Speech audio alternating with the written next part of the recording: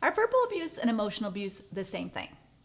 Well, Christian and biblical counseling has been woefully inadequate in identifying and treating emotional abuse, especially when it's within a marriage. And I continue to be troubled by the number of Christian leaders who refuse to acknowledge its reality and its severity. By our silence, we simply empower the emotional and spiritual bully to continue his or her sinful behaviors. Now, many of us grew up singing the nursery rhyme, sticks and stones will break my bones, but words will never hurt me, right? No, it's not true, and it's not even biblical. The Bible says words do hurt us. Reckless words pierce like a sword. Proverbs says, who can bear a crushed spirit?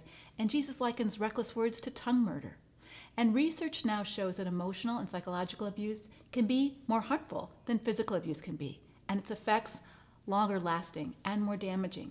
So what exactly is emotional abuse? Well, here are some emotionally abusive behaviors and attitudes. Raging, constant criticism, ridiculing, demeaning, belittling, which would also constitute as verbal abuse because you're using words to harm someone. But there are other tactics that are less verbal but still emotionally harmful, like withholding necessary information, withholding resources such as money, withholding affection or attention in order to punish or pressure compliance. Restricting, not allowing someone to speak, not allowing someone the freedom to make decisions, like getting a job or going back to college or visiting parents out of town. Not giving a wife the freedom to make adult decisions for herself under the guise of biblical headship. Or isolating, manipulating someone into feeling guilty if she wants to have friends or do things other than with her husband or kids. Subtle threats like, you'll be sorry if you do this. Or abandoning, whether it's physical abandoning or emotional abandonment. I worked with a woman whose husband refused to get up in the middle of the night and take her to the emergency room when she was having stomach pains. When she woke him up, he said, I'm too tired and I have a busy day tomorrow at work. Just call your mom or an Uber. Can you believe it? When this kind of abandonment is a pattern in a marriage, it's emotionally abusive.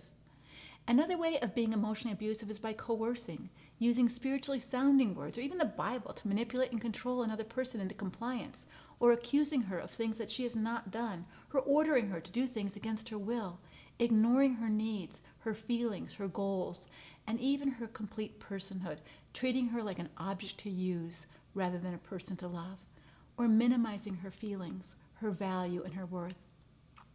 Now, some of these behaviors, if observed or talked about with a counselor at first glance, wouldn't be considered abusive, but they are. You see, we can use words as weapons to hurt and control people, which is verbal abuse. But what about a lack of words by chronically ignoring, manipulating, or lying that seeks to undermine someone's character or devalue her worth or demean or dismiss her voice or her choice? At the heart of emotional abuse is an attitude of pride and the idea that I have the right to judge and condemn you, and that you have no value unless I say so. You're less important than I am. You're here to meet my needs, and when you fail, you're to be punished or discarded. The Bible's crystal clear that our words are not to be abusive, and the effects of emotional abuse are real and damaging. In the Psalms, David complains, it's not an enemy who taunts me. I could bear that. It's not my foes who so arrogantly insult me. I could have hidden from them. Instead, it's you, my equal, my companion, my close friend. David is experiencing emotional pain due to the words and actions of one of his closest friends. When someone we think loves and values us betrays us with deceit or mocks us in disdain or treats us with callous indifference, it's harmful and damaging, not only to our spirit, but to the relationship. And that's emotionally abusive. Take care, and God bless.